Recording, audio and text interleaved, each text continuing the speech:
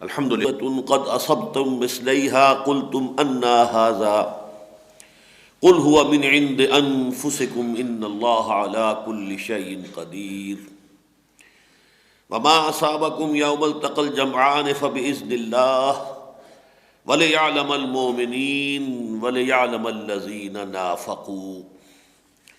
وقال عز وجل كما ورد في نفس السورة للذين استجابوا لله والرسول من بعد ما أصابهم القرح للذين أحسنوا منهم واتقوا أجر عظيم. الذين قال لهم الناس إن الناس قد جمعوا لكم فاخشوهم فزادهم إيمانا وقالوا حسبنا الله ونعم الوكيل فانقلبوا بنعمة من الله وفضل لم يمسسهم سوء واتبعوا رضوان الله والله ذو فضل عظيم. صدق الله العظيم. رب اشرح لي صدري ويسر لي امري واحلل عقدة من لساني يفقهوا قولي. مجھے آج ایک بہت اہم موضوع پر گفتگو کرنی ہے، اور وہ ہے 20ویں صدی عیسوی کی احیائی تحریکوں کی ناکامی کے اسباب. میں نے آج سے 28 سال قبل ایک تحریر لکھی تھی، اور وہ حالت اعتکاف میں مسجد خضرہ سمن آباد میں میں اعتکاف کی حالت میں تھا. یہ سن 74 کے تقریباً اکتوبر کا زمانہ ہے. وہ تحریر جو ہے پہلے تو شائع ہوتی رہی، مسلمانوں کا ماضی، حال اور مستقبل، اور یہ کہ انگریزی میں بھی اس کا rise and fall and decline of Islam انگریزی ترجمہ بھی شائع ہوا.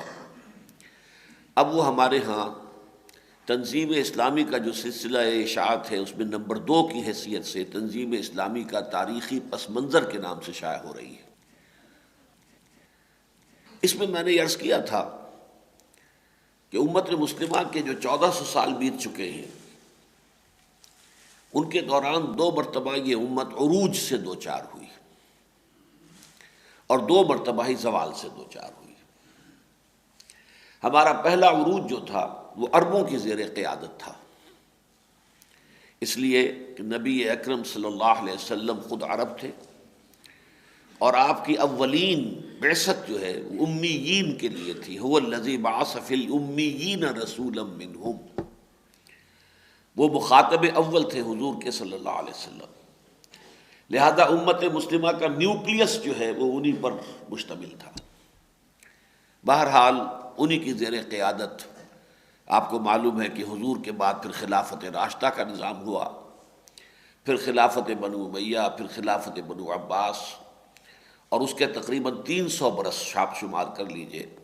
تقریباً 100 برس ہیں خلافت بنو امیہ کے، اور 300، ویسے تو تقریباً 600 برس لمبی ہے بات. وہ بعد کے 300 برس جو ہے وہ زوال پر مشتمل ہے.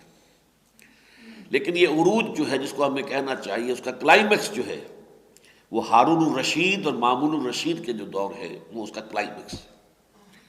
اس وقت پورے روئے ارضی پر کوئی عظیم تر سلطنت موجود نہیں تھی مسلمانوں کی اس عربوں کی سلطنت سے.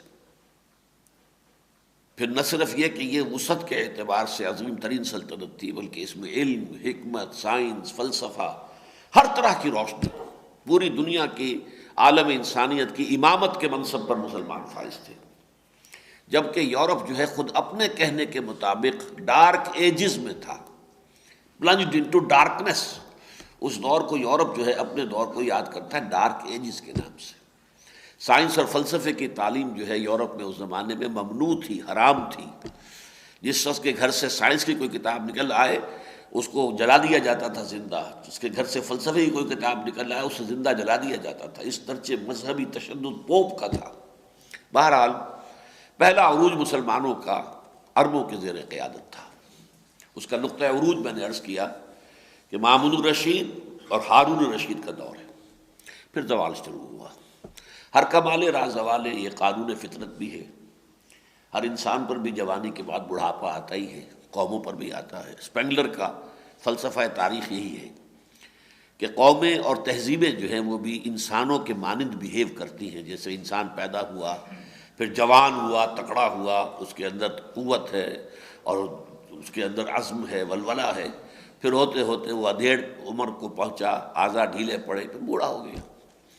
تو اسی طرح تہذیبیں بھی ابھرتی ہیں اور گر جاتی ہیں، قومیں بھی ابھرتی ہیں اور گر جاتی ہیں، تو یہ مختلف جو ہے ادوار آتے بھی ہیں۔ لیکن اسلامی کسی تہذیب پر یا اسلامی کی علمبردار کسی قوم پر جو یہ زوال آتا ہے وہ اسلام سے دوری کی بنا پر۔ حضرت عمر رضی اللہ تعالیٰ عنہ سے جو حدیث مروی ہے، مسلم شریف میں موجود ہے کہ حضور نے فرمایا ان اللہ یرفع بہذا الکتاب اقواما ویضع بہ آخرین، اللہ تعالیٰ اب اسی کتاب کی بدولت قوموں کو ابھارے گا، اٹھائے گا، باب عروج تک پہنچائے گا، اور اسی کو پیٹھ دکھانے کی بنا پر انہیں ذلیل و رسوا کر دے گا۔ بہرحال عرب ذلیل و رسوا ہوئے، اس لیے کہ دو اس کے کلائمیکس جو ہے اس کو شمار کر لیجئے کہ سب سے پہلے کروسیڈرز نے آ کر گت بنائی، لاکھوں مسلمانوں کو قتل کیا، یروشلم چھین لیا، 88 برس تک صلیبیوں کا قبضہ رہا کروسیڈرز کا۔ کھونے والے عرب تھے، واپس لینے والے عرب نہیں تھے۔ عرب جو ہیں ان کے اندر اخلاقی زوال کی وجہ سے اور تعیشات کی وجہ سے، دنیا پرستی کی وجہ سے، نفس پرستی کی وجہ سے وہ قوت نہیں رہی تھی، قوت مقاومت وہ نہیں رہی تھی، لہذا واپس لینے والا کرد خون تھا، صلاح الدین ایوبی رحمۃ اللہ علیہ کرد۔ اس کے بعد اس سے بھی بڑا حادثہ جو ہوا وہ تاتاریوں کا ہوا، کروڑوں مسلمان قتل ہوئے۔ یہ کروڑوں میں محاورتاً نہیں کہہ رہا، بالکل لٹرلی کہہ رہا ہوں، کروڑوں انسان مسلمان قتل ہوئے۔ خارزم شاہ کی عظیم مملکت تھی خراسان، دی گریٹر خراسان آف خارزم شاہ، تہس نہس، افغانستان تہس نہس، پورا ایران تہس نہس، عراق کا بیشتر حصہ تہس نہس، جس کا کہ پھر کلائمیکس یہ ہے کہ سن 1258 میں آخری خلیفہ جو تھے مستعصم باللہ، یہ بنو عباس کے آخری خلیفہ تھے، ان کو تاتاریوں نے ان کے محل سے گھسیٹ کر باہر نکالا، ایک جانور کی کھال میں لپیٹ دیا، سڑک پر ڈال دیا اور اس کے اوپر گھوڑ دوڑ کر دی۔ یہ حشر ہوا ہے خلیفہ مستعصم باللہ کا۔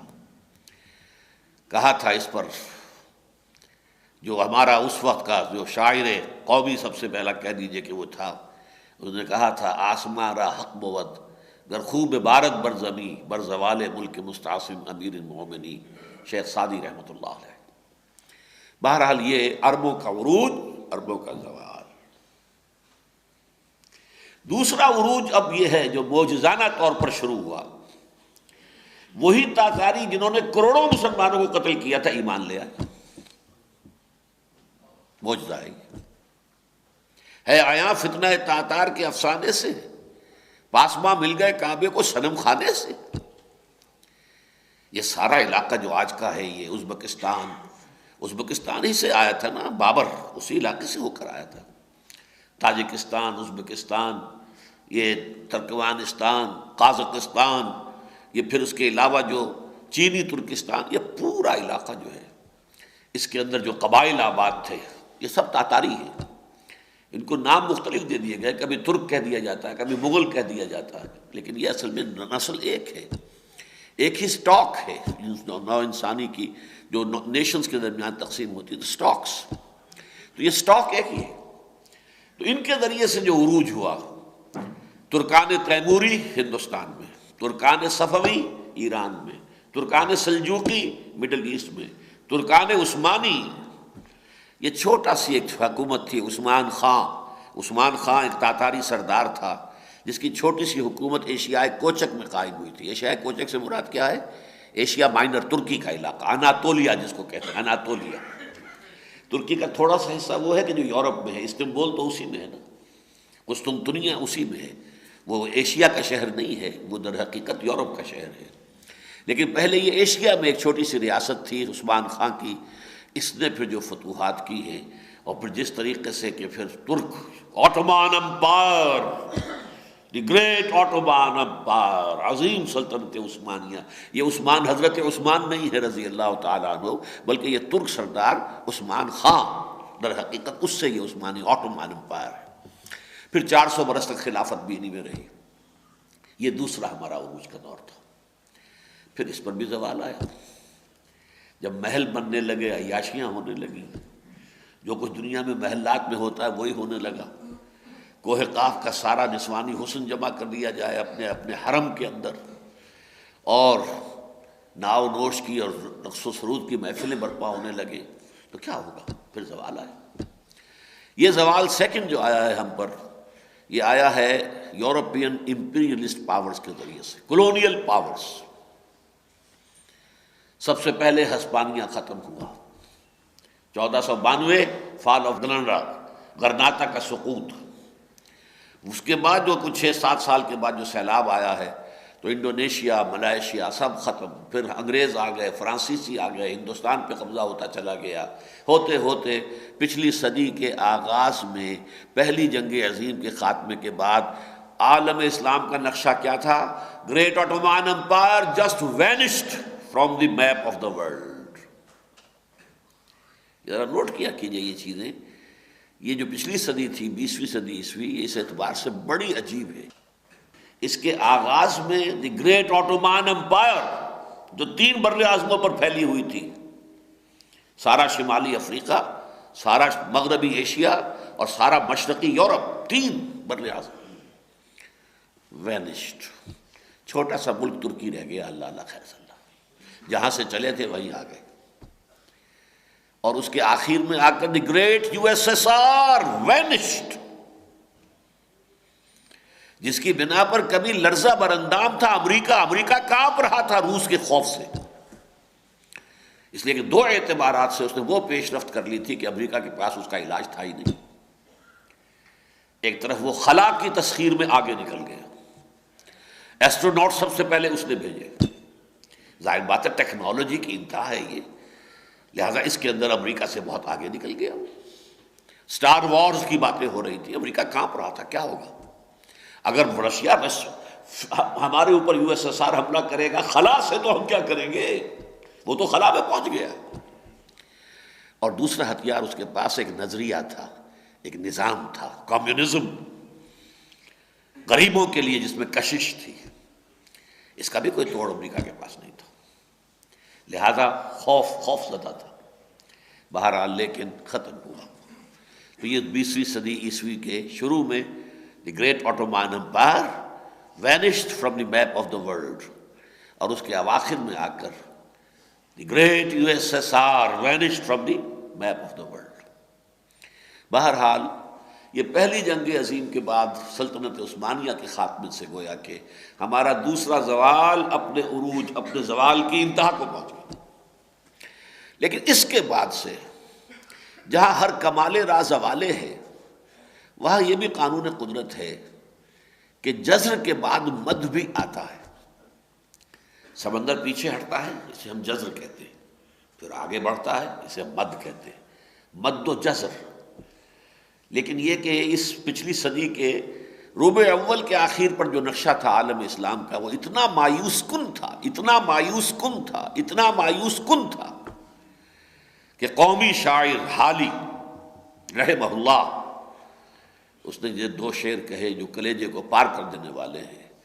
پستی کا کوئی حد سے گزر نہ دیکھے، اسلام کا گر کر نہ ابھر نہ دیکھے، مانے نہ کبھی کہ مد ہے ہر جزر کے بعد، دریا کا ہمارے جو اتر نہ دیکھے۔ شاید لا آف نیچر بدل گیا ہمارے لیے زوال ہی زوال ہے، جزر ہی جزر ہے، کوئی ابھار آ ہی نہیں رہا، کسی طرف سے کوئی اب ترقی کے اور عروج کی طرف پیش رفت کے کوئی آثار ہے ہی نہیں۔ یہ اصل میں سرنامہ ہے مسدس حالی کا، ایپک میکنگ بک ہے وہ۔ واقعہ یہ ہے کہ مسلمانوں کے ہندوستان میں مسلمانوں کی نشأت ثانیہ میں جن کتابوں کا عمل دخل ہے ان میں مسدس حالی بھی ہے، لیکن اس کے آخر میں مناجات بحضور سرور کونین صلی اللہ علیہ وسلم میں جو الفاظ آئے ہیں، اے خاصان رسول وقت دعا ہے، امت پہ تیری آ کے عجب وقت پڑا ہے، وہ دی جو بڑی شان سے نکلا تھا وطن سے، کس شان شوکت سے عرب سے نکلا تھا اسلام، پردیس میں وہ آج غریب الغربا ہے، آج وہ غریب الغربا ہو کر رہ گیا۔ بہرحال اس کے بعد ہے اصل میں، یہ تو تمہید ہوئی میری، اس میں وقت زیادہ لگ گیا کچھ، لیکن یہ کہ آج کا میرا موضوع تو اس کے بعد شروع ہوتا ہے۔ اس کے بعد ہی قانون فطرت جو ہے اس نے اپنے آپ کو صحیح ثابت کیا کہ جزر کے بعد مد ہے، مد کے بعد جزر ہے تو جزر کے بعد بھی مد ہے۔ چنانچہ امت مسلمہ میں ایک ابھار، ایک تیسرے عروج کی طرف پیش رفت کا آغاز ہوا۔ اس عروج کا جو سب سے پہلا فیز تھا، مرحلہ، وہ تھا آزادی کی تحریکیں، اور یہ پورے تھرڈ ورلڈ فینومینن کا ایک جز ہے۔ یورپ نے کولونائز کیا تھا تھرڈ ورلڈ کو، افریقہ کو بھی کیا، ایشیا کو بھی کیا، ویسے تو امریکہ کو بھی جا کر کیا تھا، اس لیے کہ امریکہ میں بھی جا کر آباد ہوئے یورپ سے لوگ، اصل وہاں کے لوگ کہاں ہیں، ان کا تو وجود ہی نہیں رہا، کہیں چھوٹے چھوٹے سے ہیں انہوں نے ابھی رکھے ہوئے ہیں، کہیں باقیات عجائب گھر کی طرح سے بچائے ہوئے علاقے، بس ختم ہو گئے۔ کہاں ہیں وہ ریڈ انڈینز، کہاں ہیں جو وہاں کے اصل ایبوریجنز جو تھے، جو وہاں کے رہنے والے تھے؟ تو یہ کولونائزیشن کا دور ہے، یورپین اقوام کا کولونائزیشن کا دور ہے۔ لیکن ظاہر بات ہے کہ اس کا بھی ایک ہر عمل کا رد عمل ہے۔ اگر کولونیل پاورز نے اگر قبضہ کیا تو اس کے خلاف تحریکیں چلنا یہ بھی فطرت کا تقاضا تھا۔ To every action there is an equal and opposite reaction. یہ جو تحریکیں کہلاتی ہیں فریڈم موومنٹس، تو اس میں عیسائی ممالک نے بھی آزادی حاصل کی۔ اصل میں افریقہ میں کلچر کا خلا تھا، خاص طور پر جنوبی اور وسطی افریقہ میں۔ اسلام جو ہے وہ شمالی افریقہ میں تو پینیٹریٹ کر گیا تھا، کچھ وسطی میں بھی، لیکن جنوبی تک نہیں پہنچا تھا، وہاں وہ خلا تھا۔ وہاں عیسائیت کی تبلیغ بڑی تیزی کے ساتھ ہوئی، اور بڑی تیزی کے ساتھ وہاں کے لوگوں نے عیسائیت قبول کی۔ تو وہ تو ممالک عیسائی تھے، عیسائی ہونے کے ناطے ان کا مذہب وہی تھا کہ جو فرانسیسیوں کا یا برطانویوں کا یا کسی اور یورپین قوم کا تھا، لیکن آزادی اور غلامی کا معاملہ علیحدہ ہوتا ہے۔ تو ان تمام جو بھی افریقن کنٹریز ہیں انہوں نے بھی آزادی کی جد و جہد کی، یورپین اور ایشین کنٹریز نے بھی کی، اور ہوتے ہوتے سب آزاد ہو گئے۔ یہی پروسیس مسلمان ممالک میں بھی ہوا، ایک ایک کر کے تمام مسلمان آزاد ہوتے چلے گئے۔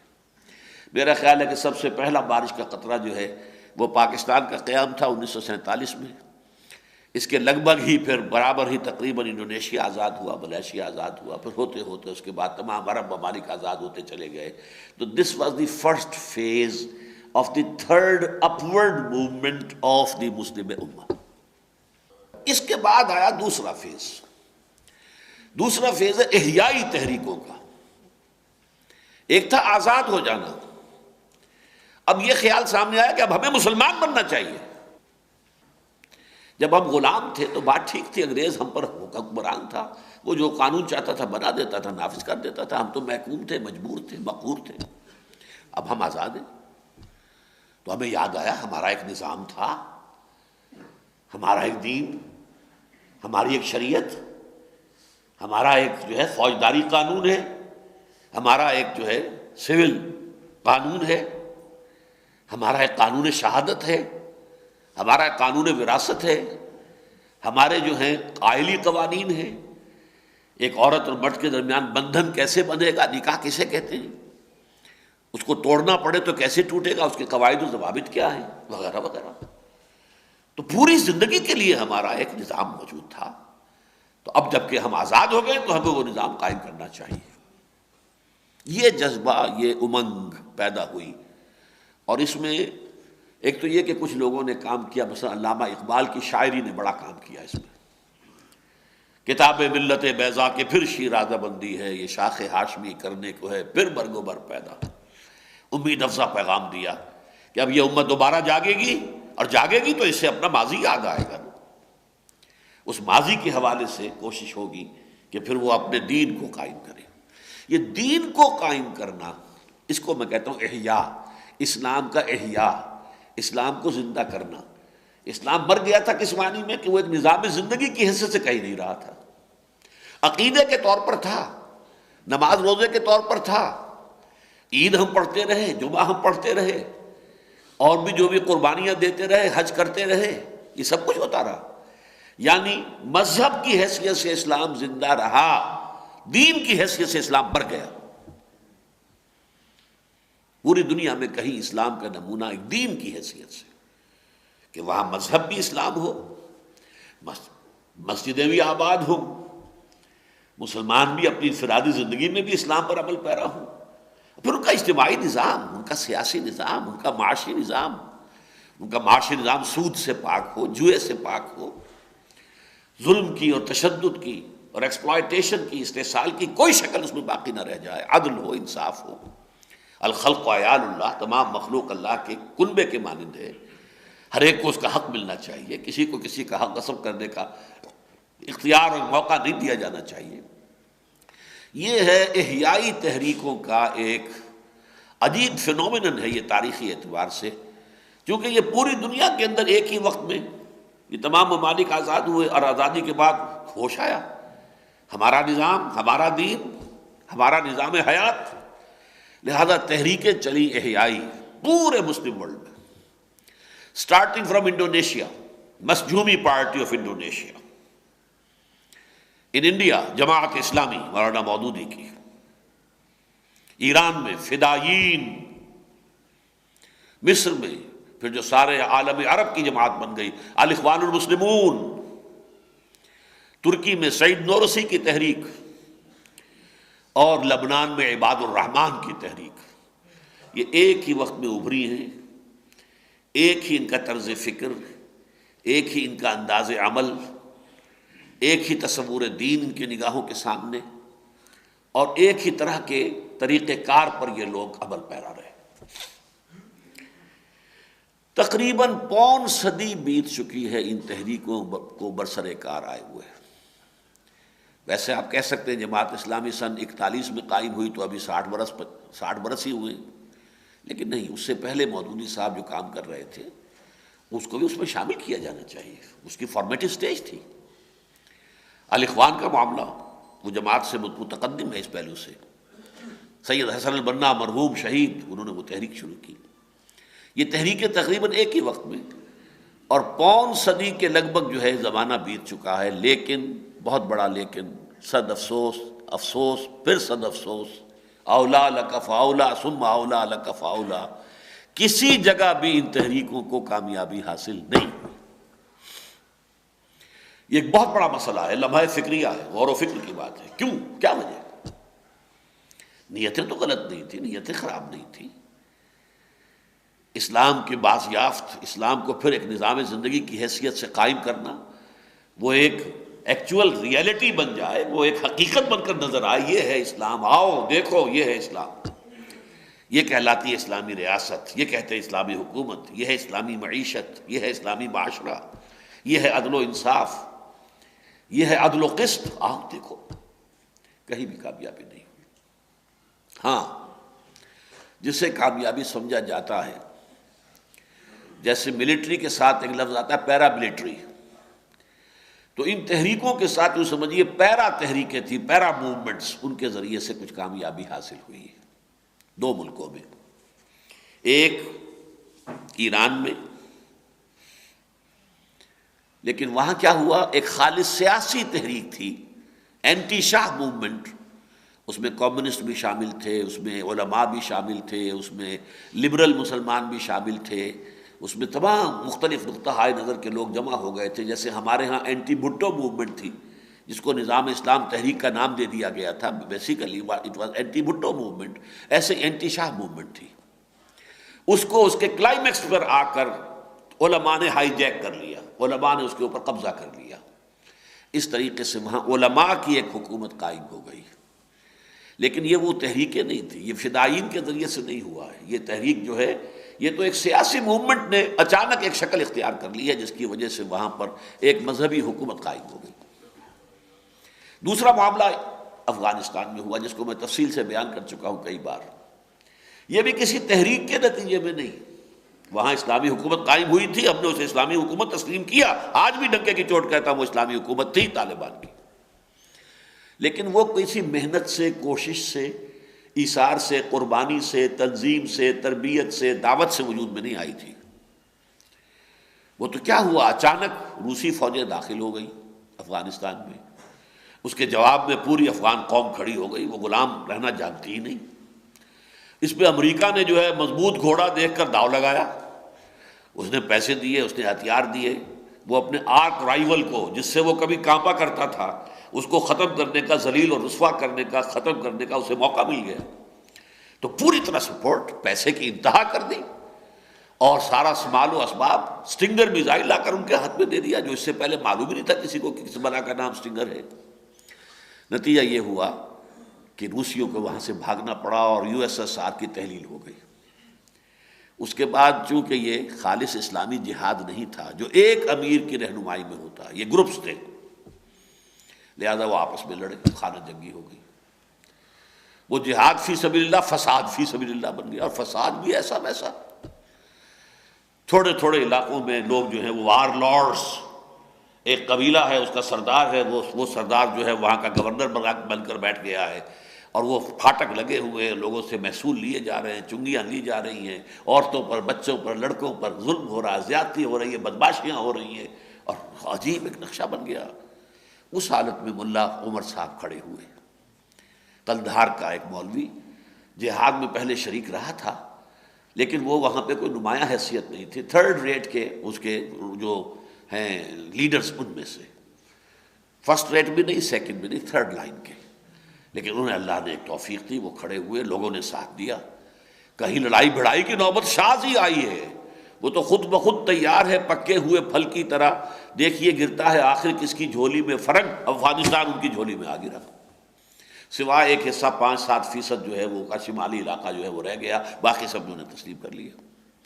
تو یہ بھی کسی تحریک کے نتیجے میں نہیں ہوا۔ اب ان میں فرق سمجھیے، وہ جو تحریکیں تھیں یا ہیں اب بھی ہیں، ان میں سے بعض کا تو نام و نشان مٹ گیا ہے، بعض کل عدم کل معدوم۔ جیسے آپ کو معلوم ہے کہ اب تحریک، کبھی خاکسار تحریک کیسی زبردست تحریک تھی، اس نے ہندوستان کو ایک دفعہ یعنی یوں سمجھیے کہ ہلا دیا تھا، چپ راست اور بیلچا لگا ہوا اور وردی فوجی پہنی ہوئی، خاکی کپڑے پہنے ہوئے، ڈسپلن کے انتہا، ہندو جو ہے کانپ کر رہ گیا تھا کہ یہ کیا ہو گیا۔ اسی کے رد عمل میں آر ایس ایس قائم کی گئی ہے، ورنہ ہندو نے آر ایس ایس قائم نہیں کرنی تھی۔ انہوں نے دیکھا یہ مسلمان جو ہے یہ تو بڑے ملیٹنٹ انداز میں اٹھ رہا ہے، تو انہوں نے آخر دفاع تو کرنا تھا، آر ایس ایس قائم ہوئی۔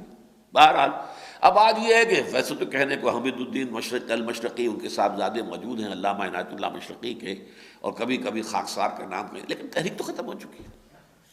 تو اکثر و بیشتر تحریکیں ختم ہو چکی ہیں، عباد الرحمن کا کہیں ذکر تک نہیں، فدائین کا کہیں نشان تک نہیں، مسجونی شاید ہے لیکن نہ ہونے کے برابر۔ اس میں صرف 2 تحریکیں رہ گئی ہیں، جماعت اسلامی کی تحریک اور الاخوان المسلمون کی تحریک۔ الاخوان عالم عرب میں بیشتر ممالک کے اندر موجود ہیں، جماعت اسلامی بھی 5-6 ملکوں میں موجود ہے۔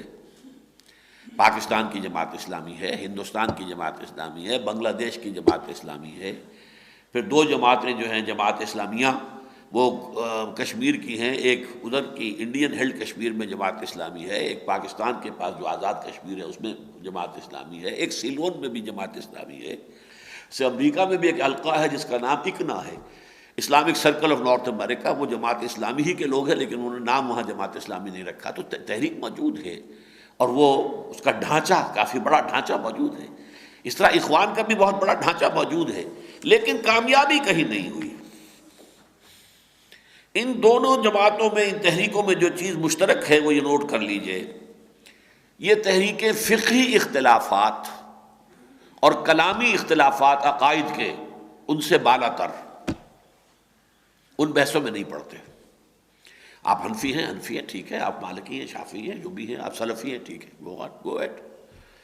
اسی طریقے سے عقیدے میں کسی کے ہاں اگر عقیدہ جو ہے اشاعرہ والا ہے تو بھی ٹھیک ہے، ہاں معتزلہ والا تو نہیں چلے گا، لیکن یہ کہ باقی ماتریدیہ کا چل جائے گا، کوئی حرج نہیں، گو ایٹ۔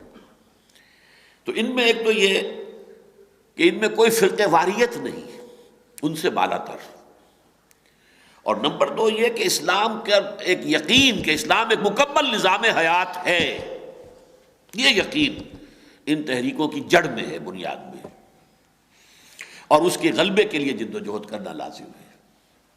یہ تحریکیں تھیں، لیکن جیسا کہ میں نے عرض کیا کہ ان میں کہیں کوئی کامیابی حاصل نہیں ہو سکی۔ ہاں ایک تحریک اور ہے کہ جو اس کا اینٹی کلائمیکس ہے، جماعت اسلامی اور اخوان کے لوگوں کا اینٹی کلائمیکس تبلیغی جماعت ہے۔ تبلیغی جماعت جو ہے وہ اسلام کا جو مذہب کا تصور ہے، عبادات اور اپنے رہن سہن میں، وضاقتہ میں، شکل و صورت میں اسلامی رخ اختیار کرنا، سنت کے قریب ہونا، سنت کے مطابق ہونا، اس کے اعتبار سے یہ نہایت فعال تحریک ہے، بلکہ اس وقت تو دنیا میں ڈنکا اسی کا بج رہا ہے، پوری دنیا میں۔ چونکہ یہ نظام حیات کی باتیں نہیں کرتے، یہ سیاسی کوئی باتیں نہیں کرتے، لہذا کہیں ان پر رکاوٹ نہیں ہے، یہاں تک کہ اسرائیل میں رکاوٹ نہیں ہے۔ اسرائیل میں ان کے کئی مراکز قائم ہیں، کئی مسجدوں کے اندر ان کے وہ جمعے کے پروگرام ہفتے میں ہوتے ہیں اور وہ سارے وہاں گشت ہوتے ہیں، کوئی رکاوٹ نہیں، اس لیے کہ ان کے ہاں اسلام کے ایک نظام زندگی ہونے کا تصور نہیں ہے۔ اسلام کو عقیدہ، ایمان کی گہرائی، پختگی، اصل رازق اللہ ہے، اصل رب اللہ ہے، پالنے والا اللہ ہے، محافظ اللہ ہے، یہ یقین، اللہ کی ذات پر یقین، اگرچہ وہ نان انٹلیکچوئل ہے، اس کے ساتھ فلسفیانہ ڈائمنشن موجود نہیں ہے، علی وجہ البصیرت نہیں ہے، لیکن یقین ہے۔ لیکن اس یقین کا اظہار عمل میں جب ہوتا ہے صرف انفرادی، اپنی عبادات، رسومات اور دین کے جو بھی یہ انفرادی زندگی سے متعلق جو معاملات ہیں۔ بہرحال جو دو ملک کامیاب ہوئے، ایران اور افغانستان عارضی طور پر ہوا تھا، اب کیا ہوگا وہ تو مختلف بات ہے، دیکھنے والی بات ہے، حالت منتظرہ ہے، دیکھیں اب کیا ہوتا ہے۔ لیکن ایران، ان دونوں میں چونکہ علماء وقت نے قیادت سنبھالی، ایران میں بھی علماء نے ہائی جیک کیا ہے ایک پولیٹیکل موومنٹ کو، اینٹی شاہ موومنٹ کو ہائی جیک کیا ہے ایرانی علماء نے، اور افغانستان میں بھی علماء، طالبان کی جماعت ابھر کر آئی کہ جنہوں نے پھر وہاں پہ امن و امان قائم کیا اور اس لیے حکومت بن گئی۔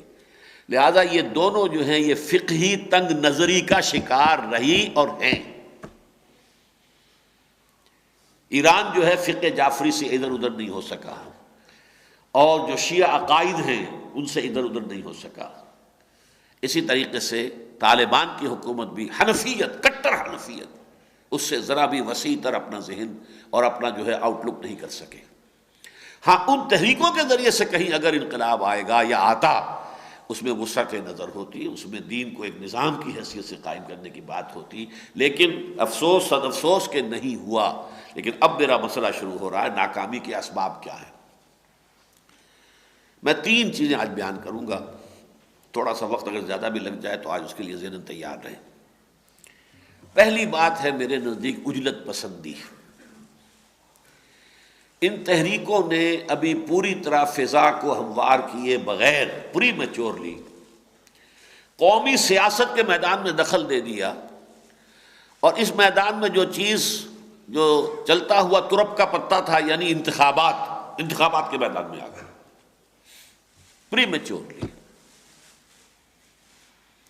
اس دلدل میں پھنس کر رہ گئے۔ اصولی اسلامی انقلابی جماعت کی بجائے وہ ایک اسلام پسند قومی سیاسی جماعت بن گئی، اور ظاہر بات ہے کہ سیاسی خلا تو یہاں نہیں تھا۔ ٹھیک ہے، پاکستان کے حالات کو ہم دیکھیں تو پاکستان میں مسلم لیگ کے خاتمے کے بعد ایک اعتبار سے خلا پیدا ہوا تھا، پاکستان بننے کے بعد مسلم لیگ ایویپوریٹ ہو گئی، لیکن نیچے سے جاگیردارانہ نظام نکل آیا نا، نظام تو موجود تھا، یہاں کا معاشی نظام تو موجود تھا، برادری کا نظام نکل آیا۔ ویسٹرن جو سینٹرل پنجاب ہے اس میں برادری کے بنیاد پر الیکشن میں ووٹ ملے گا، یا پھر جاگیردار کے انگوٹھے تلے ہیں ووٹ، وہ تو ان کی ملکیت ہے سمجھیے۔ لیکن یہ کہ اس کا نتیجہ یہ نکلا کہ پاور پالیٹکس میں انتخاب میں آ کر یہ جیسے کہ جماعت اسلامی پاکستان جو دلدل میں پھنسی ہوئی ہے، تنظیم ہے خاصی بڑی ہے، ورکرز ہیں، نظم ہے، ان کا آفیسز کا پورا جال موجود ہے، انفراسٹرکچر موجود ہے، سب کچھ ہے، لیکن ہاتھ پلے کچھ نہیں۔ الیکشنز میں 50 برس ہو گئے حصہ لیتے ہوئے، ہاتھ پلے کچھ نہیں۔ اب پھر چونکہ ادھر ہی سوچ رہے ہیں اس لیے میں یہ بات کر رہا ہوں۔ بہرحال اس موضوع پر میری ایک کتاب ہے جس کو میں آج آپ کے سامنے رکھ رہا ہوں۔ جن لوگوں کو اس موضوع پر کہ یہ تحریکیں جو ہے، اب میں نے اخوان المسلمون پر تو کوئی کتاب نہیں لکھی ہے، لیکن تقریباً وہی پیرلل معاملہ الاخوان المسلمون کا بھی ہے۔ لیکن جماعت اسلامی پر میری تحریک موجود ہے۔ تحریک جماعت اسلامی ایک تحقیقی مطالعہ، اور نوٹ کیجئے یہ میں نے لکھا تھا 24 برس کی عمر میں، اور یہ نوٹ آف ڈسینٹ تھا جماعت اسلامی کی پالیسی سے اختلاف۔ I wrote it when I was a member of Jamaat Islami, میں رکن تھا جماعت اسلامی کا، اور منٹگومری کی برانچ جو تھی جماعت اسلامی کی اس کا امیر تھا، اور جماعت اسلامی میں ایک دستور ساز اسمبلی بنی تھی دستور پر نظر ثانی کرنے کے لیے، اس کا رکن تھا۔ میں ایکٹیو ورکر تھا جماعت اسلامی کا۔ تب میں نے اس وقت اس حالت میں اپنا ایک نوٹ آف ڈسینٹ لکھا ہے کہ ہم غلط رخ پر آ گئے ہیں، ہم نے اپنی اصل اصولی اسلامی انقلابی حیثیت کو چھوڑ کر ہم نے ایک اسلام پسند قومی سیاسی جماعت کا روپ دھار لیا، and it will take us nowhere, اس کا کوئی نتیجہ نہیں نکلے گا، کچھ حاصل نہیں ہوگا۔ جن لوگوں کو بھی دلچسپی ہو اس اعتبار سے کہ میں مانتا ہوں بڑی عظیم تحریک تھی، ان تمام احیائی تحریکوں میں عظیم ترین تحریک جماعت اسلامی کی تحریک تھی۔ مسجومی ہو، فدائیین ہو، الاخوان ہو، الاخوان کے پاس فکر کوئی نہیں تھا، جوش اور جذبہ جماعت اسلامی سے 100 گنا زیادہ، لیکن فکر نہیں تھا، لٹریچر کوئی تھا ہی نہیں۔ مولانا مودودی جو ہے وہ ایک بہت بڑے مصنف کی حیثیت سے پوری دنیا میں آج بھی ان کا لوہا مانا جاتا ہے، ان کا ایک فکر ہے، مرتب ہے، منظم ہے۔ آپ اختلاف کریں تو فکر سے اختلاف ہوگا نا، فکر تو ہے نا ایک۔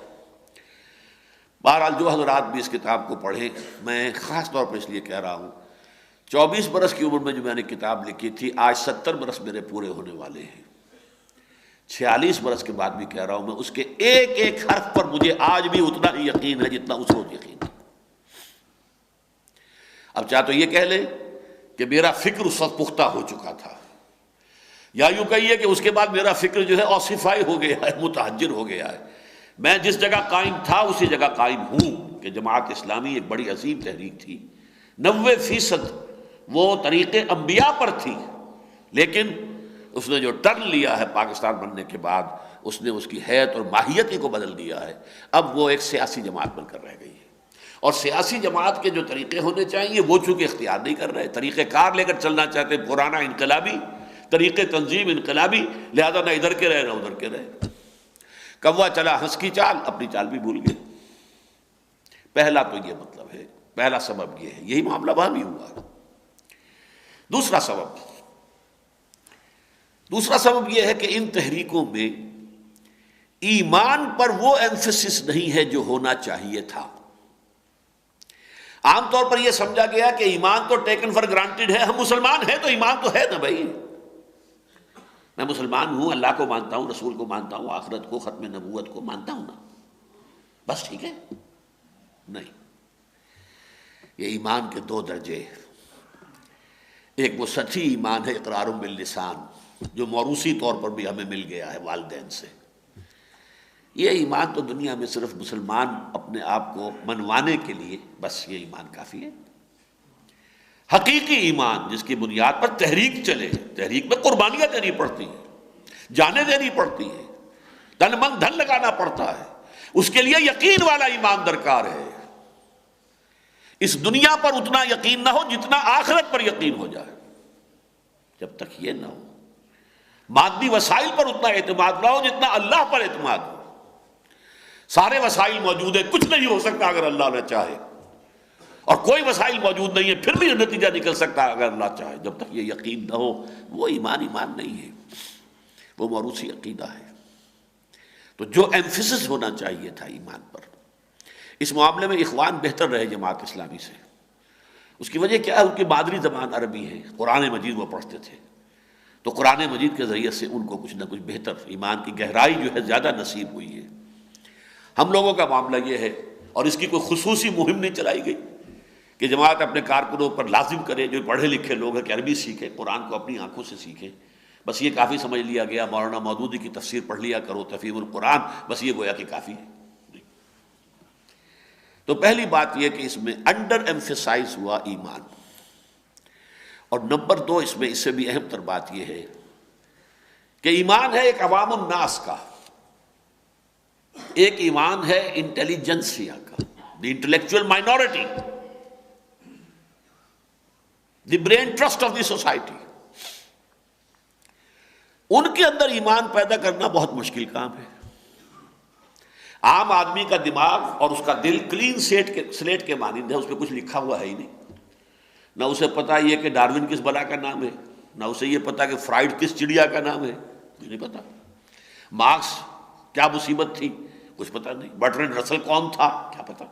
آئنسٹائن کس چڑیا کا نام ہے، کچھ پتا نہیں. تو ان کو تو کچھ نہیں ہے، کوئی نظریاتی ان کے ہاں خلا ہے، نظریاتی کلین سلیٹ، تختی ہے، صاف ہے، پوچھی ہوئی ہے، جسے کہتے تھے بچے پوچھ لو، پٹی جو ہے اس کو پوچھ لو، پوچھی ہوئی تختی پر لکھ دیجئے، جو چاہیں لکھ دیں گے. عوام کا معاملہ اور ہے، اس کے لیے نصیحت کام کر جاتی ہے. از دل خیزت بر دل ریزت، خلوص کے ساتھ بات آپ کے دل سے نکلی، زبان سے وارد ہوئی اور خلوص کے ساتھ اس کے کانوں سے ہو کر اس کے دل میں اتر گئی، اس لیے کہ کلین سلیٹ ہے. لیکن یہ جو پڑھے لکھے ہیں، یہ کوئی ڈارون کا اسیر ہے، کوئی فرائڈ کا اسیر ہے، کوئی مارکس کا اسیر ہے، کوئی سارٹرے کا اسیر ہے، کوئی کسی اور کے فلسفے میں الجھا ہوا ہے، سرگرداں ہے، کوئی سائنٹسزم ہے، کوئی امپیریلزم ہے، نہ معلوم کیا کچھ ہے، لاجیکل پازیٹیوزم ہے، ایگزسٹینشلزم ہے، امپیریسزم ہے.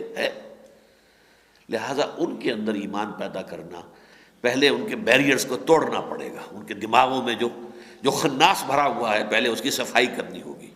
تطہیر فکر ہو بڑے پیمانے پر اور اعلیٰ سطح پر، پھر ان کے اندر ایمان پیدا کیا جائے. یہ حصہ ان تحریکوں میں سرے سے مفقود رہا. جس لیول پر یہ کام ہونا چاہیے تھا، جس لیول پر اقبال نے شروع کیا تھا، reconstruction of religious thought in Islam, اس کے بعد صرف ایک اللہ کے بندے نے، اور وہ ڈاکٹر رفیع الدین مرحوم و مغفور. لیکن یہ کہ بہرحال وہ نہ کسی جماعت سے وابستہ تھے، نہ کسی تحریک سے، وہ ان کا انڈیویجول کام شمار ہوگا. باقی تحریکوں نے اس کو اون کیا ہی نہیں، اس پر جو کام کرنا چاہیے تھا وہ نہیں ہوا. تیسری اور سب سے بڑی جو مصیبت لاحق ہوئی ہے، وہ دہشت گردی کی وبا. دیکھیے، دہشت گردی کے موضوع پر میں تقریر کر چکا ہوں 26 نومبر کو اسی جگہ پر. ہو سکتا ہے بہت سے حضرات محسوس کریں اس وقت کیا کہا تھا، آپ کیا کہہ رہے ہیں. اس وقت میں نے کسی درجے میں دہشت گردی کا جواز فراہم کیا تھا. وہ کس حالت میں؟ اگر کسی فرد کو بے بس کر دیا جائے، لاچار کر دیا جائے، وہ کچھ نہ کر سکے، تو پھر اس کی طرف سے غصے کا اظہار، کوئی گالم گلوچ ہو جائے، کچھ تو ہو، دشنام نالہ ہا ہو فریاد کچھ تو ہو، چیخے ہے درد ہے دل برباد کچھ تو ہو. اس کو کسی درجے میں جواز دیا جا سکے، وہ کیا کرے؟ You have left no way open for him. آپ نے اسے دیوار سے لگا دیا تو آخر کچھ تو کرے گا. وہ پھر گیم کے رولز جو ہیں، رولز آف دی گیم کی پابندی نہیں کر سکتا وہ شخص. اسی طرح کسی قوم کا اگر یہ حال ہو گیا ہو، گھیر لیا گیا ہو چاروں طرف سے، اسے نظر آ رہا ہو کہ ہمارا جو ہے قومی سطح پر انہیلیشن کا معاملہ ہونے والا ہے، شاید ایتھنک کلینزنگ ہو جائے گی. پیلسٹینینز کو تو یہ خطرہ ہے اس وقت، وی شل جسٹ بی ایکسٹرمینیٹڈ. اور دنگناتا ہوا اسرائیل جو ہے شیرون کی قیادت میں اس بات کی طرف بڑھ رہا ہے. اس حوالے سے کیا کریں؟ کچھ تو کریں گے. PLO کی دہشت گردی کو ہم نے جواز دیا تھا، اور میں آج بھی جواز دیتا ہوں. کسی قوم پر اتنا ظلم کیا جائے، 2000 سال سے جو ایک قوم نکلی ہوئی تھی وہاں سے، اس ملک سے، اسے لا کر زبردستی وہاں پر ان کے سینے پر سوار کر دیا گیا اور ایک خنجر کی طرح پیوست کر دیا گیا. آخر کوئی تک ہے؟ کوئی انصاف؟ کہاں جائیں؟ UNO ہے تو وہ ان کی لوڈی ہے کم بخت. امریکہ جو ہے وہ اسرائیل کو سمجھتا ہے اپنا لے بارک، بیٹا مانتا ہے، بلکہ بیٹے سے زیادہ باپ مانتا ہے اپنا، حقیقت کے اعتبار سے باپ مانتا ہے. تو یہ بات سمجھ لیجئے. عیسائی جو ہیں، آپ نے پہلے تو سنا ہوگا زائنسٹ صرف یہودی ہوتا ہے. کرسچین زائنسٹ وہ اسرائیلیوں سے زیادہ بڑھ کر اسرائیل کے سپورٹر ہیں. اور وہ کون ہے؟ کرسچنز ہیں، پروٹیسٹنٹ کرسچنز، ویسٹ. بہرحال یہ میرا اس وقت کا موضوع نہیں ہے. دہشت گردی کا اس درجے میں جواز کہ کوئی مجبور و مقہور قوم ہو یا فرد ہو، وہ کہیں اپنے رد عمل کے اظہار میں کوئی غلط حرکت کر بیٹھے، تو اس کے لیے کوئی جواز ہو سکتا ہے. اس وقت جو میں بات کر رہا ہوں وہ دہشت گردی جو قیام اسلام یا احیاء اسلام کے لیے اختیار کی جائے، most unfortunate, most counter productive. یہ بات میں نے بہت مرتبہ کہی ہے، بہت مرتبہ کہی ہے. آج دو الفاظ جو ہیں وہ ایک دوسرے کے ساتھ جوڑ دیے گئے ہیں، مسلم فنڈامنٹلسٹ، ٹیررسٹ. ہر مسلمان جو اسلام کو دین سمجھتا ہے، صرف مذہب نہیں سمجھتا، ہی از فنڈامنٹلسٹ. ہاں جو دین کی بات نہ کرے، مذہب کی بات کریں، they are ready to embrace them. Come on. اسی لیے وہ کہتے ہیں ہماری لڑائی اسلام سے نہیں ہے، پولیٹیکل اسلام سے ہے. یہ اسلام کو نظام زندگی بنانا چاہتے ہیں، یہ ہمیں گوارا نہیں ہے. یہ ہمارے سیکولر نظام کے لیے تھریٹ ہے، یہ ہمارے گوارا نہیں ہے. یہ ہمارے جو سرمایہ دارانہ نظام ہے معیشت کا، اس کے لیے خطرہ ہے، یہ ہمیں گوارا نہیں ہے. یہ ہے اصل وشے. باقی تم رہو، نماز پڑھو، روزے رکھو. نماز جو ہے دن میں 5 کی بجائے 10 پڑھو، ہمارا کیا جاتا ہے. ہاں ہمارے ہاں کام کرو گے 8 گھنٹے کام پورا کرنا پڑے گا، پیسے تبھی ملیں گے، ویج تبھی ملے گی. روزے 30 کے بجائے 60-70 رکھو سال کے اندر، ہمارا کیا جاتا ہے، رکھو، یہ کام کرنا پڑے گا. یہ ہے اصل میں بات. تو اسلام کے نفاذ کے لیے کوئی دہشت گردانہ انداز اختیار کرنا، یہ انتہائی خوفناک غلطی ہے جو ہوئی ہے. اس میں جس طریقے سے اس کو واضح کیا کرتا ہوں اسے آج سمجھ لیجئے. ہماری ان تحریکوں کا حشر کیا ہوا ہے. بدقسمتی سے پاکستان کی جماعت اسلامی اس سے بچ گئی ہے. یہ ایک اچھا فور پوائنٹ ہے. عام طور پر عرب ممالک میں جو ہوا الاخوان کے زیر اثر، جب بیلٹ کے ذریعے سے راستہ رک گیا تو فوراً بلٹ، نتھنگ ان بٹوین، یا بیلٹ یا بلٹ. وہ جو فیض نے کہا ہے، جو کوئے یار سے نکلے تو سوئے دار چلے. وہ انتخابات کے ہنگامے سے نکلے تو بیلٹ، دہشت گردی. یہی ہوا مصر میں. الاخوان ہی میں سے ایک حصہ ٹوٹا، التکفیر والہجرہ. انہوں نے کلنگ شروع کیے، مرڈر شروع کیے. انوار السادات کو مارنے والے یہی تھے. اور میری ملاقات ہوئی تھی 79 میں جناب عمر تلمسانی جو مرشد عام تھے اس وقت، اب تو وہ بھی فوت ہو چکے ہیں، الاخوان المسلمون کے. انہوں نے بتایا کہ ہاں یہ ہمارے ہی لوگ تھے جو وائلنٹ ہو گئے، لیکن اب ہمارا ان سے کوئی تعلق نہیں ہے. انہی میں سے پھوٹی تھی حزب تحریر. حزب تحریر کا کام کیا ہے؟ فوجی انقلاب برپا کرو، فوج کے اندر انفلٹریٹ کرو. نہایت خطرناک طریقہ کار. اسی میں سے پھر یہ ہے ایک گماع اسلامیہ کے نام سے، جماعت اسلامی نہیں بلکہ وہ گماع، جو کہ مصر میں جیم کو گاف بولتے ہیں، گمال عبد الناصر. تو گماع اسلامیہ کہلاتے ہیں، جس کے لیڈر اس وقت امریکی جیل میں پڑے ہوئے عمر عبد الرحمن، یہ بھی ٹیررسٹ. ان چیزوں نے بہت شدید نقصان پہنچایا ہے عالم اسلام کے احیائی تحریکوں کو. آج ہماری عالم اسلام کی احیائی تحریکوں پر ٹیررزم کا جو لیبل چسپاں ہو گیا ہے، اس میں ہمارا اپنا دخل ہے. ہمیں اپنے گریبان میں جھانکنے کی ضرورت ہے. اسی لیے میں نے آج آیتیں جو پڑھی تھی، اولما اصابتکم مصیبۃ قد اصبتم مثلھا. غزوہ احد میں مسلمانوں کو چرخا لگا، 70 مسلمان شہید ہو گئے. تو بہت سے لوگوں نے کہا قلتم انا ھذا، جب تم پر کوئی مصیبت وارد ہوئی، حالانکہ تم اس کی دوہری مصیبت ان کے اوپر لا چکے تھے. غزوہ بدر میں بھی 70 مارے گئے تھے قریش، لیکن وہ قریش کے سب کے سب سردار تھے.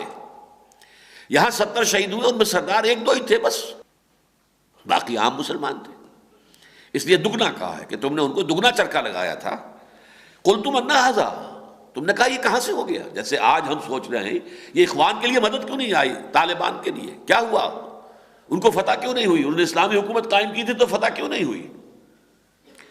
قل، انہوں نے کہا یہ کہاں سے یہ مصیبت ہم پر آ گئی. قل هو من عند انفسکم، اے نبی ان سے کہہ دیجئے یہ تمہارے اپنے طرف سے ہے، تمہاری اپنی جانوں میں سے نکلی ہوئی مصیبت ہے. تم نے غلطی کی تھی، تم نے ڈسپلن کو توڑا تھا، تم نے حکم کی خلاف ورزی کی تھی، اس کی سزا دی گئی ہے. ان اللہ علی کل شیء قدیر. ہاں اللہ تعالیٰ روک سکتا تھا، سزا نہ دیتا، یہ اس کے اختیار میں تھا، کنڈون کر دیتا، معاف کر دیتا، لیکن نہیں، اس کی حکمت، اس کی مشیت یہ ہوئی کہ تمہیں سبق سکھائے.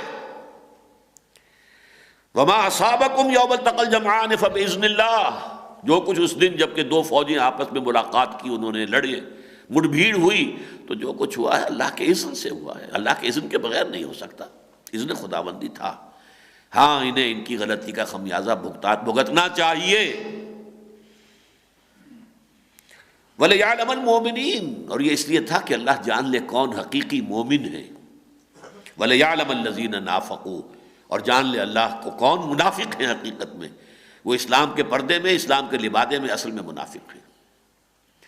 یہ صورتحال جو ہے ہمیں سمجھ لینا چاہیے کہ ہمارے اپنے ہاتھوں کی غلطیاں، ہماری اپنی غلطیاں، ہمارے اپنے کرتوت ہیں در حقیقت. یہ دہشت گردی کا معاملہ جو ہوا ہے، الجزائر میں بھی یہی ہوا.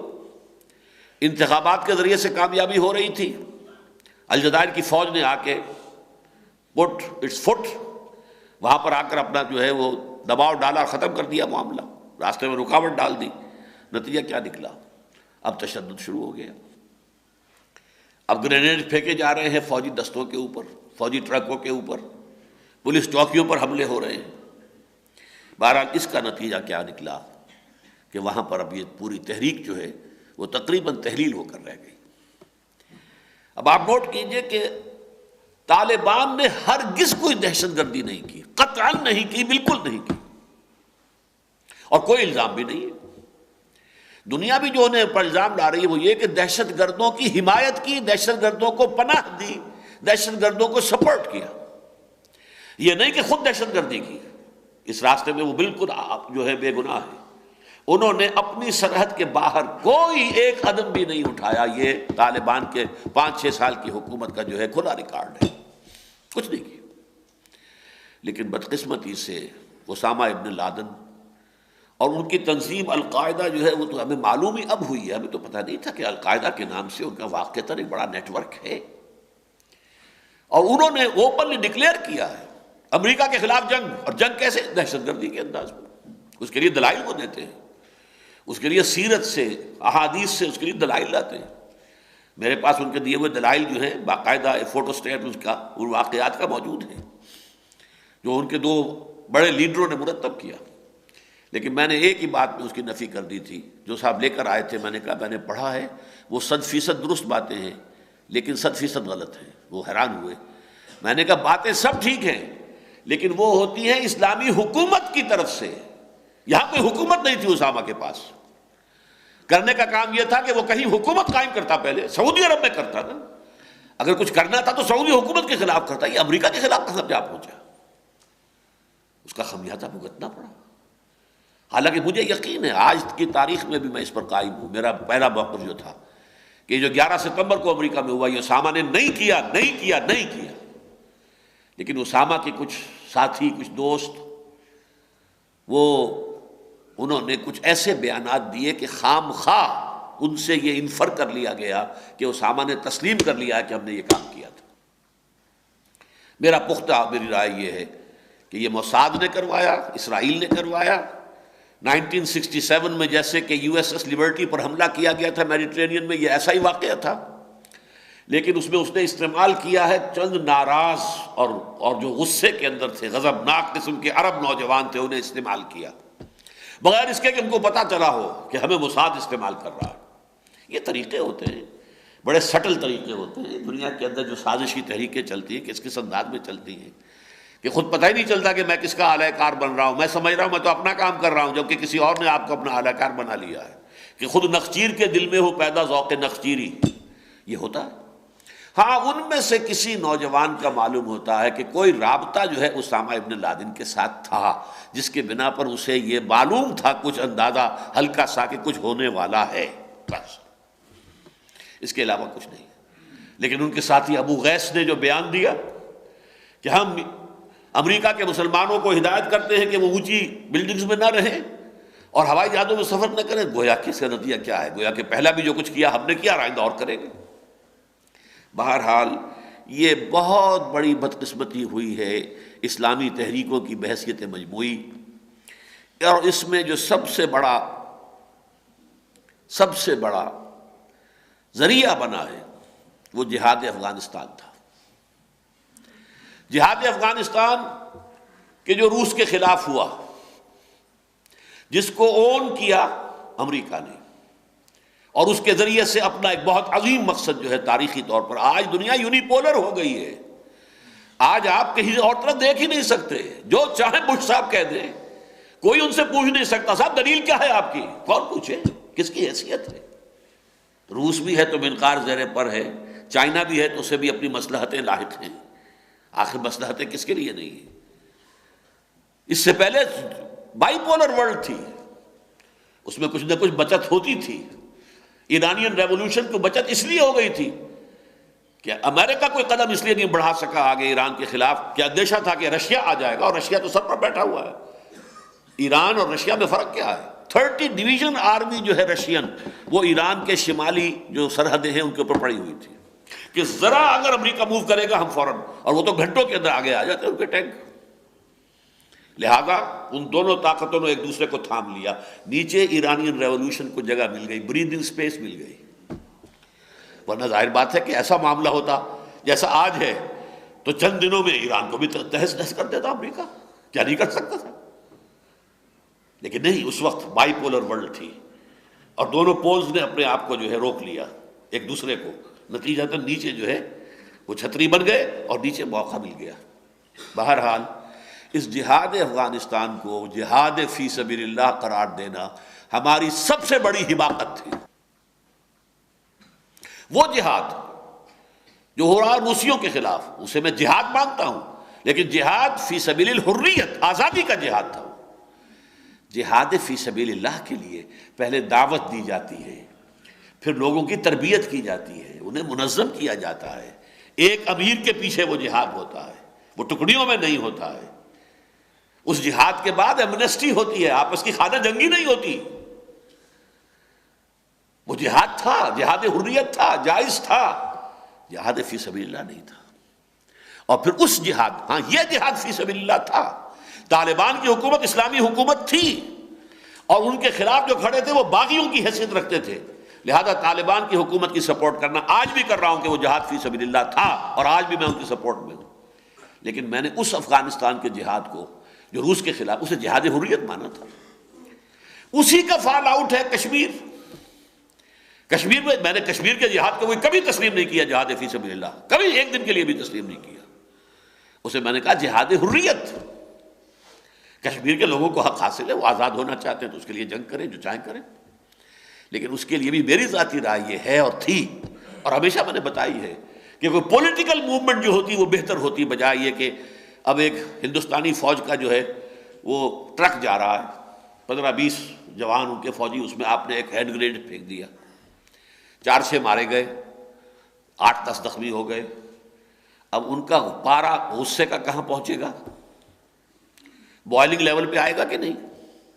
اور انہیں پتا ہے یہ آسمان سے تو گرینیڈ نہیں آیا نا، یہیں کہیں سے آیا ہے، کسی نے پھینکا ہے. کہاں ہے وہ؟ اب چھپ گئے، کسی گھر میں گھس کے چھپ گیا، کہاں چلا گیا؟ لہٰذا وہ تلاشی لیں گے کہ نہیں لیں گے؟ ایک ایک گھر کی تلاشی لیں گے اور گھروں کے اندر جائیں گے. بھوکے بھیڑیے، فوجی جو ہوتا ہے وہ جنسی اعتبار سے بھوکا بھیڑیا ہوتا ہے، اپنے گھروں سے کہیں دور نکلے ہوئے. کہاں ان کی بیویاں، کہاں ان کی فیملی لائف. گھروں میں جا کر انہیں خوبصورت لڑکیاں نظر آئیں گی تو چھوڑ دیں گے ان کو؟ کون لے کر گیا انہیں گھر کے اندر؟ جس نے وہ ہینڈ گرینیڈ پھینکا.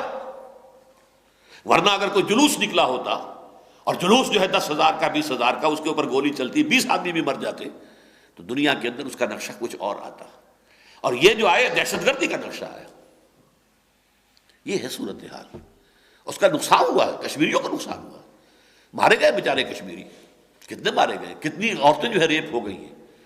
لیکن سیاسی تحریک اگر ہوتی، میں نے ایک دفعہ مثال بھی دی تھی، اندرا گاندھی کا جب دور حکومت تھا بھارت میں، اس نے 2 صوبوں کی پروونشل حکومتوں کو ایک دم جو ہے ڈسمس کر دیا.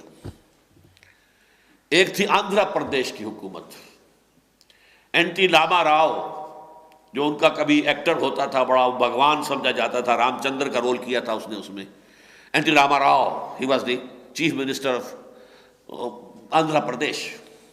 اور ایک ڈاکٹر عبداللہ جو ابھی بیٹھے ہوئے ہیں، عبداللہ کے بیٹے فاروق عبداللہ، دونوں کو ڈسمس کیا. آندھرا پردیش سے 2 لاکھ آدمی چل کر اور دلی پہنچ گئے، حالانکہ آندھرا پردیش تقریباً 1000 میل کے فاصلے پر ہے. حیدرآباد ہے نا اس کا جو ہیڈ کوارٹر ہے، اور یہاں سری نگر کتنے فاصلے پر ہے؟ 400 میل ہوگا میکسیمم. وہاں سے 2 لاکھ آدمی آ گئے، یہاں سے ایک آدمی بھی نہیں گیا. انہوں نے جا کر گھیراؤ کیا سیکریٹریٹ کا، جیسے کہ یہاں شیعوں نے کیا تھا ضیاء الحق کے زمانے میں. بیٹھ گئے کہ ہم نہیں اٹھیں گے یہاں سے. Who are you to dismiss our government؟ ہم نے اپنے ووٹوں سے جو ہے اپنی پروونشل گورنمنٹ بنائی ہے. Who are you؟ وہ نہیں گئے وہاں سے جب تک کہ وہ ڈسمسل واپس نہیں ہو گئی اور بحال نہیں کر دی گئی این ٹی راما راؤ کی منسٹری. یہ ہوتا ہے پولیٹیکل پروسیس. اور کشمیر سے کیا ہوا؟ ڈاکٹر فاروق عبداللہ کا بہنوئی بخشی غلام محمد خود حاضر بھائی، حاضر ہوں حضرات، جو چاہیں اب میں خدمت کرنے کو تیار ہوں. یہ تو ہمارا حال ہے قومی سطح پر. سیاسی اعتبار سے کسی کی ایک کی جو ہے وہ نکسیر نہیں پھوٹی کہ ہماری حکومت کیوں ختم کر دی گئی. تحریک اگر وہاں ہوتی سیاسی، اس کے نتائج کچھ اور ہوتے. اس نے کچھ نہیں دیا. اب وہ حال جو سامنے آ رہا ہے، میری باتیں پہلے بڑی بری لگتی تھی لوگوں کو، یہاں جو ہے سمجھا جاتا تھا، میرے ساتھی کہتے تھے خدا کے لیے آپ یہ باتیں نہ کیا کیجئے پبلک کے اندر، لوگوں کے جو ہے احساسات ہیں اور لوگوں کی الرجیز ہیں. لیکن میں نے ہمیشہ کہا ہے الحمدللہ زندگی میں اسی بات کے اوپر تو میں جو ہے اگر لفظ فخر کرنا غلط نہ ہو تو فخر کرنے کو بھی تیار ہوں کہ ہمیشہ جو دل کی بات تھی وہ کہی ہے میں نے. مجھے اس سے غرض نہیں ہے کہ کسی کو پسند آتی یا نہیں آتی. میں نے کبھی اسے جہاد فی سبیل اللہ نہیں مانا. جہاد حریت وہ بھی کشمیر کے لوگوں کے لیے، یہاں کے لوگوں کے لیے نہیں. یہاں کے لوگوں کے لیے جہاد یہ کہ یہاں اسلام قائم کرو، یہ جہاد ہے. اس کو چھوڑ کر جا رہے ہیں وہاں، میں نے تو کبھی نہیں مانا اس کو. بہرحال تیسری جو بڑی ایکسائٹنگ کاز بنا ہے اور جو فوری بنا ہے اور سب سے بڑی بدقسمتی کا بنا ہے، وہ دہشت گردی کا ایکویٹ ہو جانا، لازم و ملزوم ہو جانا، یہ احیائی تحریکوں کا اس رخ پر پڑ جانا. اب یہ گویا کہ ہمارے اپنے طرز عمل، غلط طرز عمل کی وجہ سے مغرب کو موقع مل گیا ہے کہ اس طریقے سے اب وہ فنڈامنٹلزم، اور یعنی فنڈامنٹلزم مراد کیا؟ وہ اسلام جس میں کہ پورا دین ایک نظام زندگی کی حیثیت سے مطلوب و مقصود ہو، اور جو اسلام کا غلبہ چاہتا ہو، وہ اسلام اب دشمن. اسی لیے وہاں کے دانشور کیا کہہ رہے ہیں، بلکہ وہ سیاسی لوگ کہہ رہے ہیں we are not against Islam, we are not going to fight against Islam, we want a war within Islam. اسلام کے اندر جنگ ہونی چاہیے. اسلام میں ایک ہیں آرتھوڈاکس ٹائپ لوگ، بیچارے مذہب سے واقف ہیں، صرف وہ دین وین کو نہیں جانتے. ہم چاہتے ہیں وہ لڑیں ان سے جنہوں نے اس کو سیاسی رنگ دے دیا ہے، جو یہ چاہتے ہیں کہ اسلامی نظام حکومت قائم ہو، جو چاہتے ہیں کہ اسلام کا نظام معاشرت و معیشت قائم ہو. یہ لڑیں آپس میں اور ہم سپورٹ دیں گے. یہی وجہ تبلیغی جماعت پر تو کوئی پابندی نہیں، کہیں نہیں، کوئی رکاوٹ نہیں. میں نے آپ سے عرض کیا اسرائیل میں نہیں اور کہاں ہوگی. وہ تو میں نے آپ سے عرض کیا کہ وہ تو امریکہ کا باپ ہے، وہاں نہیں ہے تو اور کہاں ہوگی. بہرحال اب جو صورتحال ہے، میں بس چند منٹ اور، اب پوری مغربی دنیا اور اس کے جو بھی مشرقی حلیف ہیں، اس لیے کہ جاپان ظاہر بات ہے کہ مشرق میں رہتا ہے، مغرب تو نہیں ہے، پوری مغربی دنیا اور اس کے مشرقی حلیفوں نے اعلان عام کر دیا ہے جہاد کا، جنگ کا، اگینسٹ فنڈامنٹلسٹ اسلام. وہ اسلام جو ریاست قائم کرنا چاہتا ہے، وہ اسلام جو ایک نظام زندگی کی حیثیت سے غالب آنا چاہتا ہے، اس کے خلاف ان کا اعلان جنگ ہے. نان پولیٹیکل اسلام سے ان کو کوئی جنگ نہیں ہے. اب صدر مشرف صاحب کی جو تقریر آئے گی وہ اسی رخ پہ آئے گی. جہادی تحریکوں کا خاتمہ، فنڈامنٹلسٹ اور ان کے حوالے سے جو بھی یہ اسلام کو ایک پولیٹیکو سوشو اکنامک سسٹم سمجھنے والے لوگ ہیں، ان کے خلاف اب اقدامات ہوں گے. اس میں سوال یہ ہے، اور اس معاملے میں اب جو گٹھ جوڑ قائم ہو رہا ہے، صدر صاحب تو بڑی آسانی سے توبۃ النصوح کر لیں گے، پہلے بھی کر چکے ہیں. فل یو ٹرن انہوں نے لیا افغانستان پالیسی میں، پوری ڈٹائی کے ساتھ، پوری بے شرمی کے ساتھ. تو ظاہر بات ہے انہیں کیا مشکل ہے وہ جہاد ان کا تھا، جہاد حریت اور ہے، فنڈامنٹلزم اور وہ ٹیررزم اور ہے، سارا اسی پر انہوں نے ابھی تک تو راگ الاپا تھا، لیکن اب اپنا تھوکا چاٹنا پڑے گا. آج نہیں تو کل نہیں تو پرسوں تقریر آ جائے گی. اب اسے ڈسون کریں گے لا محالہ، جہادی تحریکوں کو ختم کریں گے. اس کے بغیر سوال ہی پیدا نہیں ہوتا. جتنا بڑا آرمی کا بلڈ اپ کیا ہے بھارت نے، اس کی تاریخ میں کبھی ایسا نہیں ہوا. جتنا بڑا ٹیکس لگا دیا ہے اس نے تو اپنے آپ کو پورے طور پر یہ کوئی گوشہ چھوڑا ہی نہیں ہے. اپنی تیاری کے اندر کوئی کسر، کوئی کمی کسی پہلو سے، کسی گوشے سے رہنے نہیں دی. لہذا وہ پوری قیمت وصول کر کے ہٹے گا. وہ 20 آدمی مانگ رہا ہے، وہ لے گا اور آپ دیں گے. آپ جب طے کر چکے ہیں کہ سب سے پہلے اسلام، پاکستان کو بچانا ہے تو بچا لو. بچانے کا طریقہ یہی ہے. اور اس سے بھی آگے بڑھ کر آپ کو ہاتھ دھونے پڑیں گے اپنے ایٹمک صلاحیت سے بھی. اس کے بغیر اسرائیل کبھی نہیں مانے گا. معاملہ آپ کا صرف بھارت سے نہیں ہے، بھارت اسرائیل گٹھ جوڑ. اس وقت اسرائیل جو ہے سب سے زیادہ سوفسٹیکیٹڈ چیزیں جو ہے بھارت کو اسرائیل دے رہا ہے. یہاں تک کہ امریکہ کو کہنا پڑا کہ فلاں چیز مت دو. حالانکہ امریکہ سپورٹ پر ہے، 100% سپورٹ پر ہے بھارت کے. لیکن اسرائیل اور امریکہ کا جو گٹھ جوڑ ہے اسرائیل اور بھارت کا، وہ تو بے انتہا چھو چکا ہے بلندیوں کو. اور تازہ ترین خبر یہ ہے کہ اسرائیل اور بھارت کا گٹھ جوڑ اب ایران کے خلاف بھی ہے. اب اقدام جو ہے ایران کے خلاف بھی ہوگا. وہ جہاز پکڑ لیا گیا ہے جس میں 50 ٹن اسلحہ تھا، اسرائیل نے پکڑا ہے. اور یہ کہہ رہے ہیں کہ یہ اسلحہ جا رہا تھا فلسطینی اتھارٹی کے لیے، پیلسٹینین اتھارٹی کے لیے، اور آیا ایران سے ہے. اور امریکہ نے بھی کہہ دیا ہاں ہمارے پاس قابل وثوق ذرائع سے یہ بات جو ہے کنونس ہم ہو گئے ہیں کہ یہ واقعتاً ایران سے آیا تھا اور یہ جا رہا تھا فلسطینیوں کے لیے. اس کو بہانہ بنانا کون سا مشکل ہے.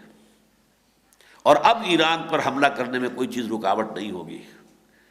اب روس سامنے آنے والا نہیں ہے، روس کے اندر ہمت ہی نہیں ہے. وہ تو کھڑا ہی نہیں ہو سکتا، سر اٹھا کر کھڑا نہیں ہو سکتا. لہذا حالات، ایک زمانہ تھا، آپ لوگ بھی گواہ ہیں کہ میں کہا کرتا تھا کہ یہ جو دجالیت اور نیو ورلڈ آرڈر کا سیلاب آ رہا ہے، اس کا مقابلہ 3 ملک یکجا ہو جائیں تو کیا جا سکتا ہے. پاکستان، ایران اور افغانستان، PIA. لیکن ہوا کیا ہے؟ ایک ایک کر کے مارا ہے. پہلے افغانستان کو مارا ہے اور ہمارے ذریعے سے مروایا ہے. میرا یہ خیال ہے کہ دوسرا نشانہ اس وقت ہم ہیں. آپ نہیں کہہ سکتے یقین کے ساتھ کہ جو کچھ بھارت کر رہا ہے وہ خود کر رہا ہے یا اسے کروایا گیا ہے یا اسے کروایا جا رہا ہے. ذرا سی شرم رہ جائے کہ ہم نے نہیں کیا، اتنی جلدی ہم نے طوطا چشمی والی آنکھیں نہیں بدلی، بلکہ یہ تو بھارت کا معاملہ ہے. نہیں، اصل میں ڈور کہاں سے ہل رہی ہے؟ ہمارے صدر صاحب بھی پوچھنے پہ مجبور ہو رہے ہیں وہ سفیرہ صاحبہ سے، امریکہ آخر کہاں تک جائے گا بھارت کی مدد کے لیے، سپورٹ کے لیے؟ کچھ تو ہمیں بتا دو تاکہ ہم بھی کوئی اسٹریٹجی بنائیں پھر کہ امریکہ کہاں تک جا سکتا ہے. کوئی لائن ہے، کوئی حد ہے کہ جس سے آگے امریکہ نہیں جائے گا سپورٹ کرنے میں؟ We should be able to know it. سن 65 میں بھی تو مغالطہ یہی تھا. ہمارا اس وقت کا وزیر خارجہ جو ہے اسے یقین دلا دیا گیا تھا کہ انڈیا جو ہے وہ انٹرنیشنل باؤنڈری کو کراس نہیں کرے گا. لہذا ہم نے اپنے کمانڈوز جو ہیں وہ کشمیر میں داخل کر دیے. انڈیا نے حملہ لاہور پہ کیا. بہرحال نوٹ کر لیجیے، تاریخ اپنے آپ کو دہرا رہی ہے. میں نہیں کہہ سکتا کہ ہم کہاں جا رہے ہیں. ہو سکتا ہے پاکستان اگر باقی بھی رہے تو اپنی معنویت کھو کر، اپنی حیثیت ختم کر کے، کچھ بھی نہیں، ایک مرغ دست آموز بن کر بھارت کا. ابھی کہا ہے کولن پاول نے، میں نے سنا، میں حیران رہ گیا. بھارت کے لیے کہا وہ ایک گلوبل پاور ہے. گلوبل پاور، یہ کل کے رات کا میں نے سنا اس کا. اب پاکستان بھی ایک اہم ملک ہے، بس پاکستان بھی ایک اہم ملک ہے، وہ گلوبل پاور ہے. اس کے لیے طے ہو چکی ہے، سیکیورٹی کونسل کی پرماننٹ سیٹ اس کے لیے طے ہے. بلیئر آیا تھا، کہہ گیا ہے.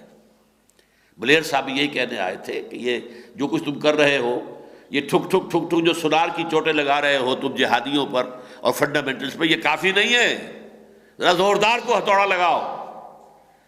وہ ہتھوڑا کل یا پرسوں آنے والا ہے، کیا ہوگا اللہ جانے. رد عمل کیا ہوگا یہاں میں نہیں کہہ سکتا، لیکن کیا ان حالات میں ہمیں ہاتھ پاؤں چھوڑ کر بیٹھ رہنا چاہیے؟ نہیں، اپس اینڈ ڈاؤنز آتے ہیں۔ میں اس کے لیے جو آیتیں میں نے آپ کو شروع میں سنائی تھی، اسی سورہ آل عمران میں جب غزوہ احد کے بعد ابھی مسلمان اپنے زخموں سے چور، ابھی شاید مرہم پٹی بھی نہیں ہو پائی تھی کہ حضور نے حکم دیا تیار ہو جاؤ، تعاقب کرنا ہے اب ان کا، حیران ہو گئے لوگ۔ اس وقت کا نقشہ کھینچا گیا ہے، للذین استجابوا للہ والرسول من بعد ما اصابہم القرح، جو لوگ اس وقت تیار ہو گئے، حاضر ہیں، لبیک یا رسول اللہ، ہم حاضر ہیں اللہ کے رسول، چلیں گے، چلیے، تعاقب کرتے ہیں، ہم زخمی ہیں، ہمارے جسم چھلنی ہے لیکن کریں گے۔ تو جن لوگوں نے اللہ اور اس کے رسول کی پکار پر لبیک کہا، للذین احسنوا منہم واتقوا، جو ان میں سے واقعتاً احسان اور تقوی کے منازل پر فائز ہیں، ان کے لیے اجر عظیم ہے، بہت بڑا اجر ہے۔ الذین قال لهم الناس، وہ لوگ کہ جن سے کہا لوگوں نے، ان الناس قد جمعوا لکم، لوگ تمہارے خلاف جمع ہو گئے ہیں، بہت بڑی جمعیت آ رہی ہے، اے اہل یثرب ڈرو، فخشوہم، تو ان سے ڈرو۔ لیکن ان اہل ایمان کا رد عمل کیا تھا؟ فزادہم ایمانا وقالوا حسبنا اللہ ونعم الوکیل، ان کے ایمان میں اضافہ ہو گیا اور انہوں نے کہا کہ ہمارے لیے اللہ کافی ہے اور وہ بہترین ہے جس پر کہ اعتماد کیا جائے۔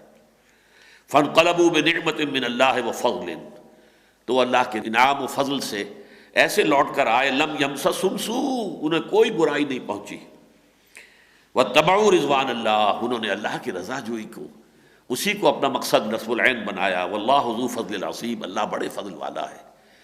ہمیں بھی اس اونچ نیچ سے مایوس ہونے کی بات نہیں، یہ فصل امیدوں کی ہمدم اس بار بھی غارت جائے گی، سب محنت صبحوں شاموں کی اب کے بھی اکارت جائے گی، دھرتی کے کونوں کھدروں میں پھر اپنے لہو کی کھاد بھرو، پھر مٹی سینچو اشکوں سے، پھر اگلی رت کی فکر کرو، پھر اگلی رت کی فکر کرو، جب پھر ایک بار اجڑنا ہے، ایک فصل پکی تو بھر پایا، تب تک تو یہی کچھ کرنا ہے۔ کیا کرنا ہے اس پر انشاءاللہ آئندہ جو میں گفتگو ہوگی۔ اقول قولی ھذا واستغفر اللہ لی ولکم ولسائر المسلمین والمسلمات۔